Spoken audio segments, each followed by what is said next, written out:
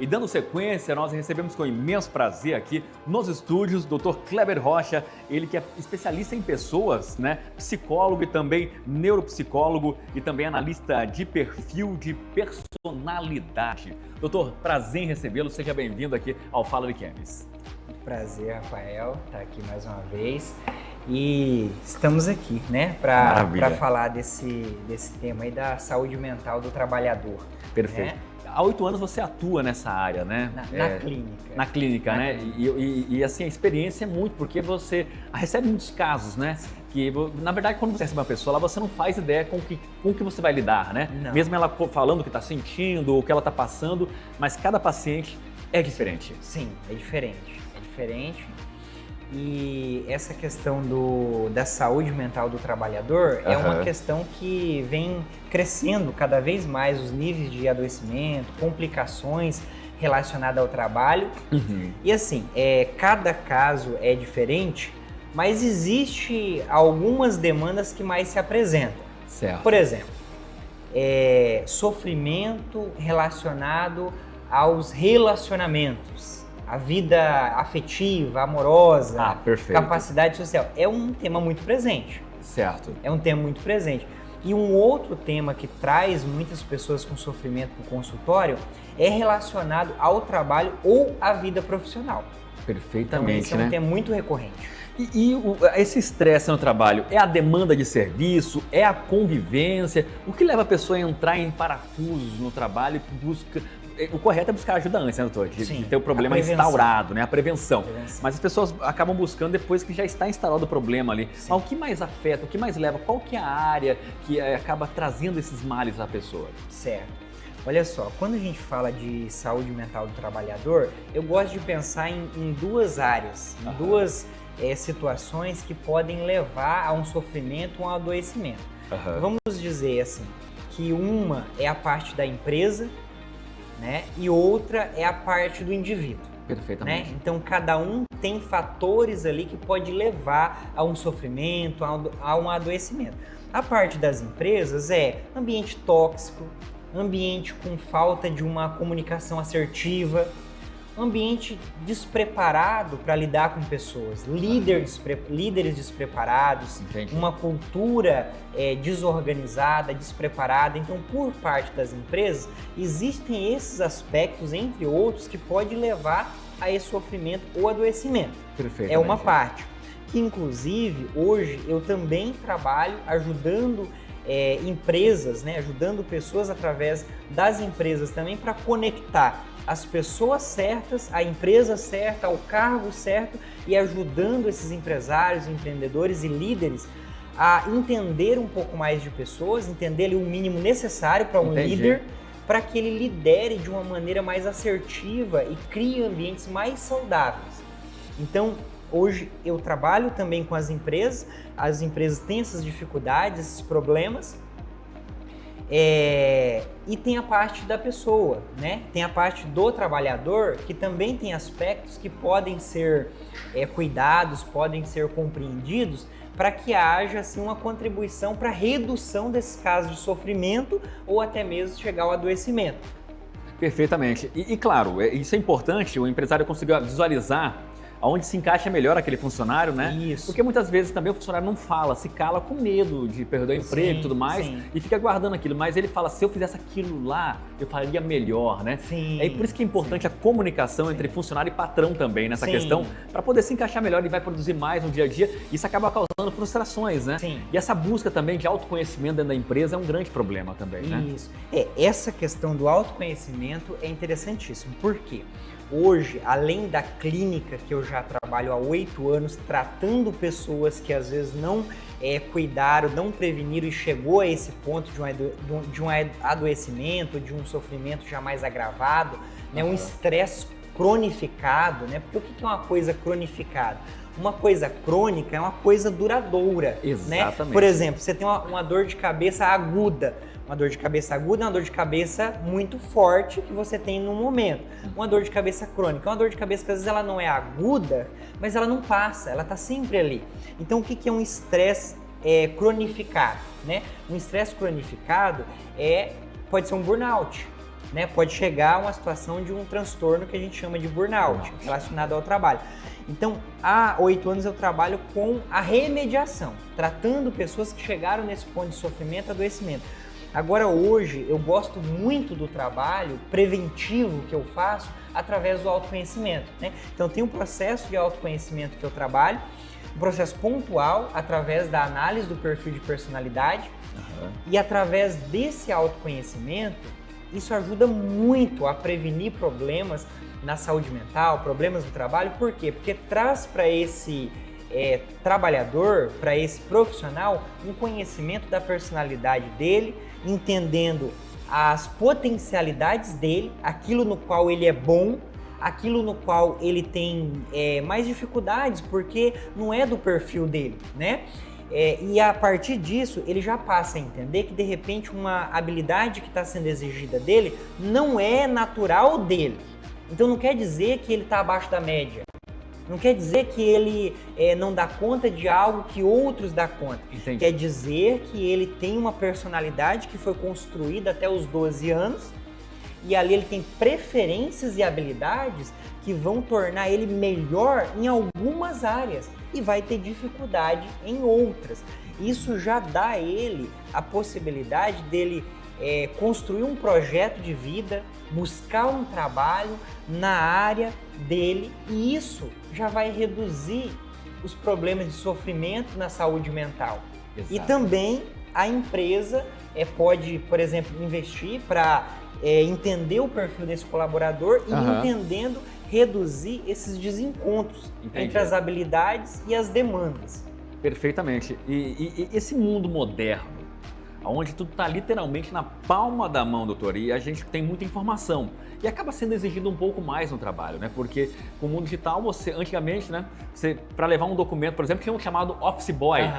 Ele praticamente foi extinto, né? Sim. Porque a gente consegue mandar tudo pela internet, mesmo se for documento, eu digo, né? E assinatura digital e tudo mais. Isso também tem acarretado essa pressão psicológica nos trabalhadores? Sim. A questão do digital, qual que é o grande problema da questão do digital? O grande problema é que o digital, ele dissolveu as barreiras. Então antes, há não muitos anos atrás, né, algumas décadas atrás, 1, 2 décadas atrás, que não é tanto tempo, era comum pessoas não terem celular. Verdade. Era comum pessoas não ter telefone.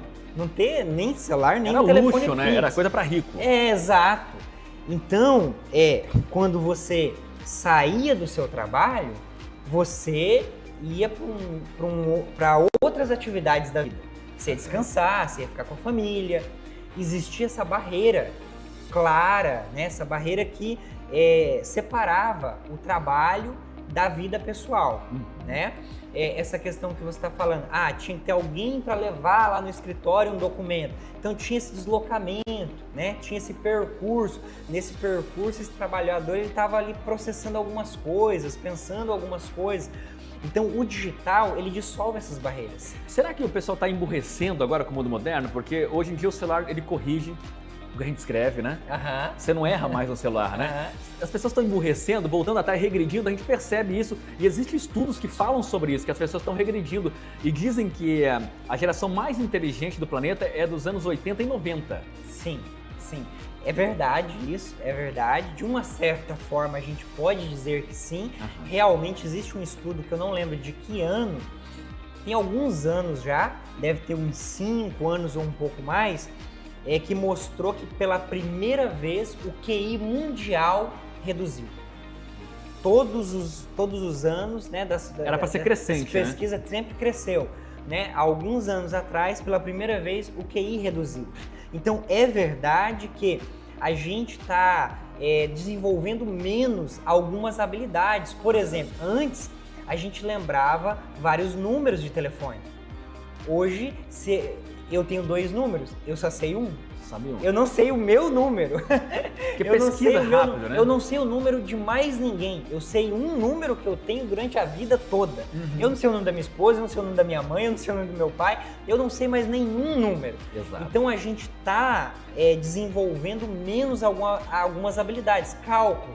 A gente tinha mais habilidade de cálculo, a gente aprendia tabuada. Hoje ninguém mais sabe a tabuada, porque a calculadora está na palma da mão o tempo todo. É verdade. Então, é verdade que a gente está desenvolvendo menos algumas habilidades e tendo uma inteligência menor em algumas áreas. Só que quando a gente fala de inteligência, e aí é interessante você estar falando disso, porque veja só, quando a gente fala de inteligência, hoje a gente entende que existem as múltiplas inteligências. Claro. Quando a gente fala de inteligência cognitiva, então existe a inteligência matemática, linguística, corporal. Tem pessoas que elas pegam e viram assim, um mortal no ar, tem uma habilidade corporal. Aqui tem o Sandro. O Sandro é bom nisso. Então, tem pessoas que têm uma habilidade corporal que você vê, você sente mal. Puxa, como que faz isso? Eu não consigo. Eu não virava nem bicicleta, por exemplo. Eu nunca consegui eu fazer também isso. Eu também não. E tinha amigos que viravam mortal, pirueta no ar, né? Então, assim, existem as múltiplas inteligências, né? Mas só que aqui falando de inteligências cognitivas. Só que para além disso, a gente tem duas grandes áreas, que é, por exemplo, as inteligências cognitivas e a inteligência emocional. Então, quando você fala isso, é uma preocupação, é um tema que às vezes vai muito de encontro à inteligência artificial. Vai nos substituir, vamos perder espaço. É o GPT mesmo, o pessoal tá pedindo conselho pro GPT. Usa até como psicólogo. O que eu faço hoje? Usa até... O que eu como hoje? O GPT responde. Exato. Então, assim, a gente Mas vale lembrar que tudo isso, quem fomenta e dá informações pro chat, somos nós. É o ser humano. É claro dizer isso, o pessoal tem que entender. É o ser humano. Então, assim, a inteligência artificial vai ocupar vagas de emprego? Já está ocupando, já ocupa. Já tem lugares que não tem mais secretária humana, tem uma secretária, né, digital ali. Aqui também, a gente está pensando em dispensar o cinegrafista. Trazer um robôzinho para Ele olha aqui atravessado ali, ó. Então assim, vai ocupar alguns cargos? Vai sim. Só que, por exemplo, qual cargo que nunca vai ser ocupado por inteligência artificial? Cargos que exigem a criatividade. A criatividade, ela é humana. E aí, você falando disso, para dividir essas inteligências cognitivas e a inteligência emocional. Hoje, a grande dificuldade das empresas, a grande procura é por pessoas, por profissionais que tenham mais inteligência emocional. E o trabalhador que tem mais inteligência emocional, ele sofre menos, ele adoece menos. Porque para ter inteligência emocional, você tem que ter um autoconhecimento. Quando você tem um autoconhecimento, você já passa a... Às vezes, você vai ter que fazer coisas que não é do seu perfil de personalidade, mas você já entende que, olha, aqui não é a área que eu sou bom.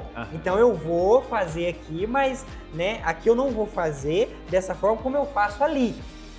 Já tira uma preocupação que mexe com a autoestima das pessoas. Isso é verdade. Eu não sou bom como fulano. Se compara como se todo mundo fosse igual. E nós não somos todos iguais. Então, a inteligência emocional hoje é algo que é muito procurado, muito investido pelas empresas cada vez mais para desenvolver.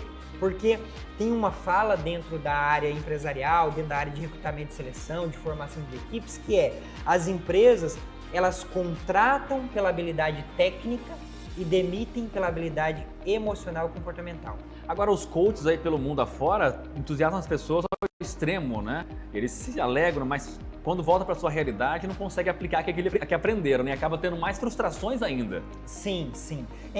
A gente teve, Rafael, a gente viveu há alguns anos atrás um movimento de coach, né? Uma leva de trabalhos de coach. E, inclusive... Não desmerecendo ninguém, jamais. Não, é disso. É importante. É exatamente isso que eu vou dizer. O que aconteceu muito quando explodiu a coisa do coach? Como em qualquer área, como em qualquer profissional, maus profissionais. Verdade. Né? Processos mal feitos, mal interpretados. Né? Então, houve essa ideia de chegar ao extremo, né? De ir para cima, tal, essa coisa que trazia e às vezes depois não dava conta de manter, de sustentar isso, né? Então, assim, hoje, tanto nós psicólogos como os bons coaches entendem que qualquer processo de desenvolvimento de pessoa, de treinamento, de equipe, de profissional... Agora é mentor, né? Mudou. Mentor, qualquer mentor, qualquer psicólogo que trabalhe voltado à área profissional, entende que tudo precisa começar pelo autoconhecimento, entendeu? Doutor, a gente tem que encerrar aqui, eu continuaria o dia todo falando sobre esse assunto que eu acho super interessante e importante.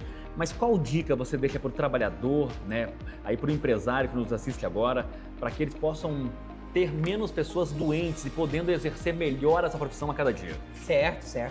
Olha só, tanto para o trabalhador quanto para empresas, busque entender de pessoas. Busque entender de inteligência emocional.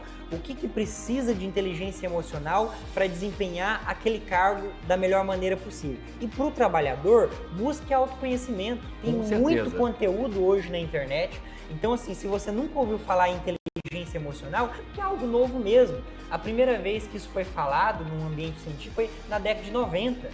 Na década de 90, que os cientistas falaram pela primeira vez em inteligência emocional, e isso foi chacota dentro do meio científico. O que interessa emocional, né? O que interessa isso, né? Então é algo super novo. Então, se você nunca ouviu falar em inteligência emocional, autoconhecimento, né? Perfil de personalidade, busque conhecer sobre isso, que isso vai ajudar tanto o trabalhador quanto a empresa a viver e trabalhar muito melhor.